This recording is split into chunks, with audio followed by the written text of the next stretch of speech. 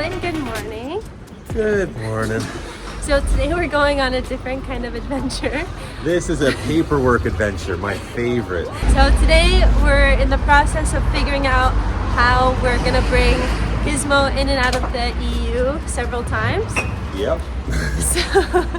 So we just had a consultation with an amazing vet. Very friendly, very nice. The vet clinic's name was Goldie. They were really great and they explained a couple routes. Here's the process. So before we came to Europe, we learned that if you have an EU pet passport, then it allows you to travel in and out of the EU without having to get a rabies titer test, which is when they take blood out of the animal and they have to test it for rabies, which takes up to 3 weeks. Obviously that wouldn't be optimal because we're going to be traveling in each place for a month at a time. Yeah, so instead we're going to try and figure out the European pet passport. So there's many steps included in that. One, we need to get an OIB number, which they normally only hand out to Croatian citizens. So either we become citizens or we just ask nicely. Maybe they'll give it to us if we're extra friendly. So that we're really betting on that. There's another option. They can give us an extended certificate of approval or whatever for Gizmo. Normally, the most common reason to get an OIB number is if you're a citizen or resident. However, they do give it out for other circumstances, including getting an EU pet passport. So we're on our way to the police station right now to see if we're eligible for getting an OIB number. Our plan B, so our plan A is get the OIB number and get the EU pet passport.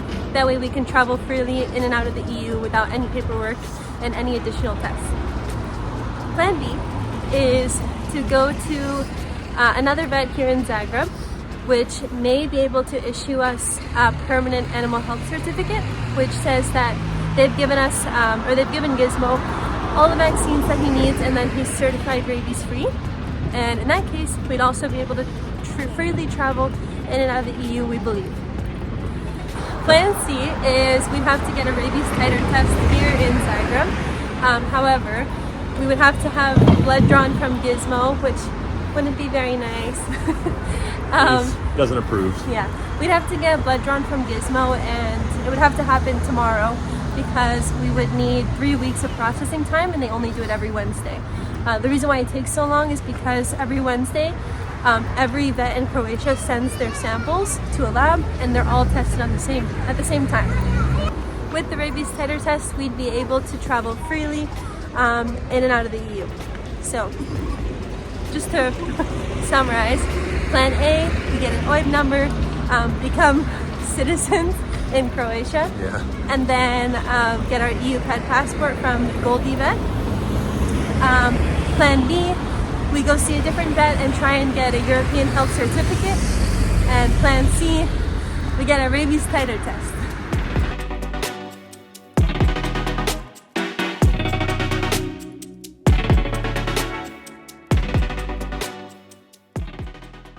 Okay, so we're here at the first police station, I think it's called. So we just went in and talked to people there. They were super nice, friendly, and helpful. But apparently we cannot get an OIB number unless we have a Croatian identification cards or a residence permit. So our next stop is the vet Dubrava, where they may be able to help us acquire an EU health certificate. Hopefully it works.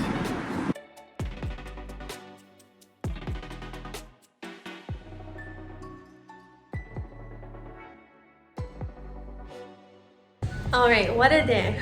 Yeah, so we're home. We learned a lot. A lot of our travels kind of just canceled out possibilities and kind of got us on the right track. So that's good. Yes. So we did end up going to the vet that our nearby vet recommended, which was a little bit out of town.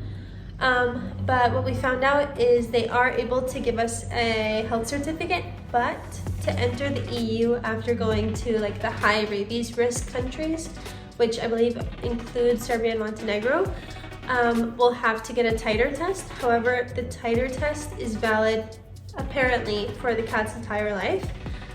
So we have an appointment to get Gizmo his test. Oh, don't say test in front of him. Next week. And then we'll also have to make an appointment to go see the other vet to get the health certificate before the end of the month within 10 days of travel. The good thing about the health certificate here is that it's much, much cheaper than it was in Toronto. I believe, yeah, we went to a Toronto vet to check first and then an Ottawa vet to actually get the health certificate. But I mean, the cost was...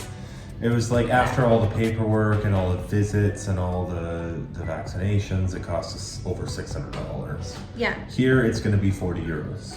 Yeah, which is much better, and it's like we both agree it's really worth it to travel with Gizmo. But yeah, so I guess good and bad news. It'll be a combination of plan B and C, but Yeah, but we do what it takes to bring our little guy with us, so it's worth it, 100%. yeah, and follow along to see what the next step is. Yeah, I'm sure it'll evolve as we go. Yeah.